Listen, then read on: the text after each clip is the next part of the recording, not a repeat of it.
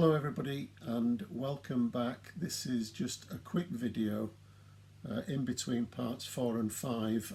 I promised to set out how to use and access the schedule of etched brass parts that I've prepared for the Pontos hood set.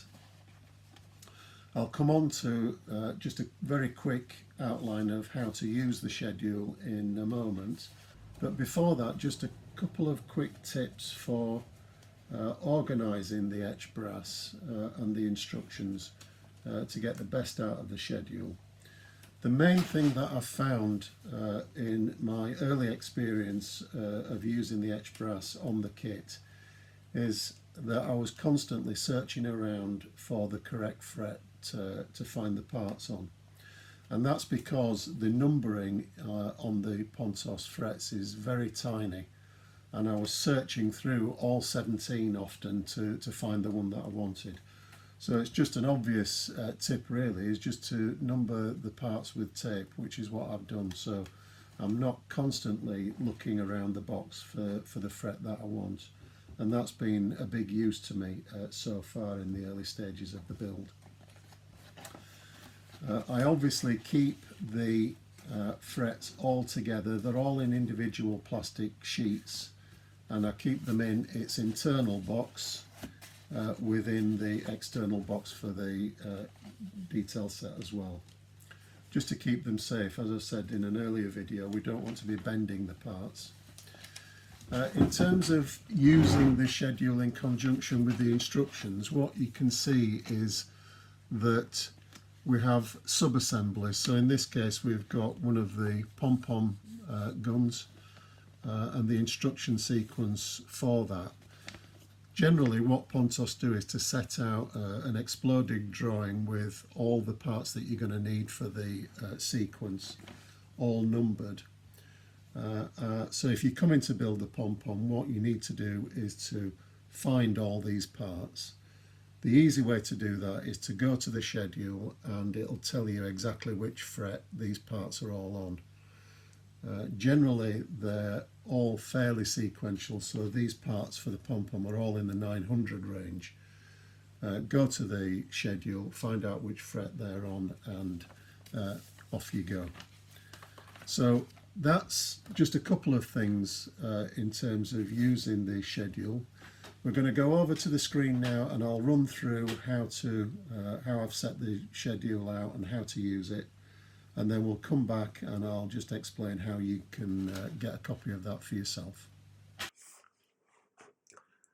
So moving on to the schedule itself, here we have the version control. So we're at version 1.1. I'm going to version control it because I think as I work through the build I'll be picking up other issues and errors that I'll want to include, so I'll try and keep this updated as best I can.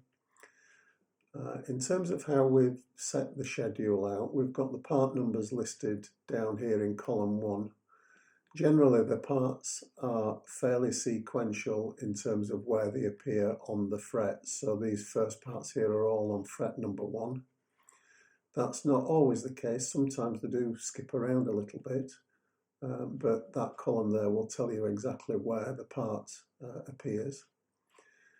The third column here is a description, or at least my best attempt at a description. Sometimes I wasn't absolutely clear what the part is, but I've given it my best shot with that. So here we've got the first parts for the 284 gunnery radar, which appear, the assembly and the individual parts appear on the 11th page of instructions in the Pontos set. So that tells us exactly, when we're looking at an instruction section, it tells us which parts we're going to be using and where to find them on the frets. The fifth column here is a cross-reference really. So for example, here we have part number 60, which is a base for the davits on the small hatches, but the davit itself is actually elsewhere on a completely different fret as part 1032.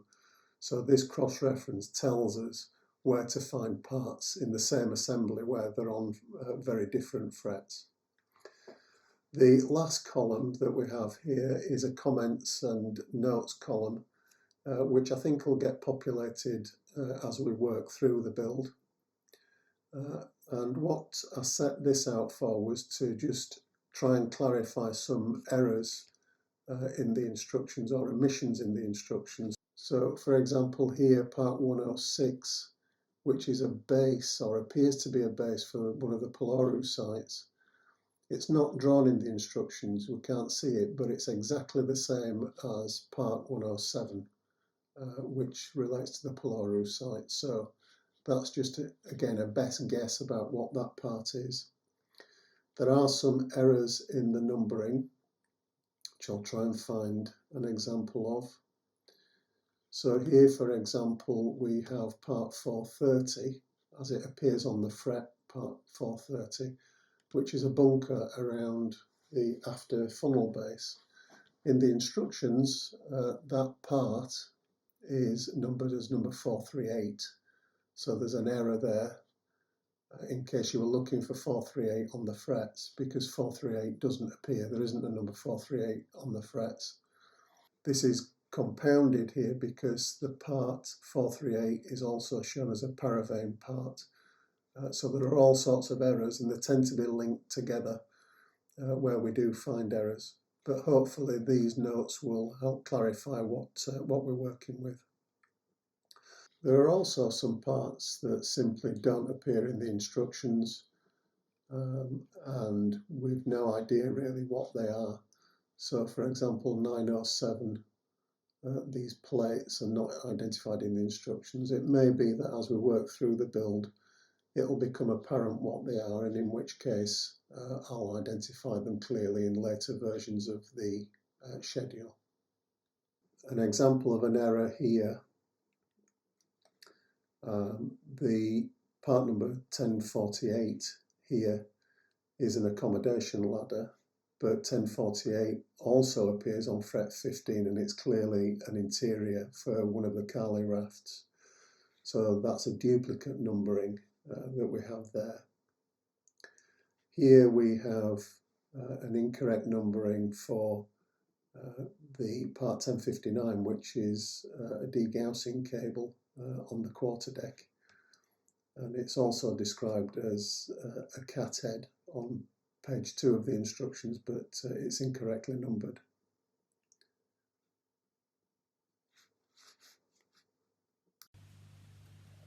So that's the schedule itself. As I said in there, I will be updating it as I go through the build. I'm pretty sure that I'll find other bits of information in relation to the etched brass parts that I'll want to include on the schedule. I'll update the schedule accordingly, and I'll just make a note in the video that the schedule has been updated, and you might want to come back and get a newer version for yourselves if you're going to be using the schedule at all. So I hope that's going to be useful for you. The set is very complicated, and I think it just hopefully will make life a little bit easier for those of you that are embarking alongside me in fitting the Pontos set to your hood. So I hope to see you for the next video in the build sequence itself. That'll be part 5 coming up next week. And until then, good luck with your build, and see you next time. Bye.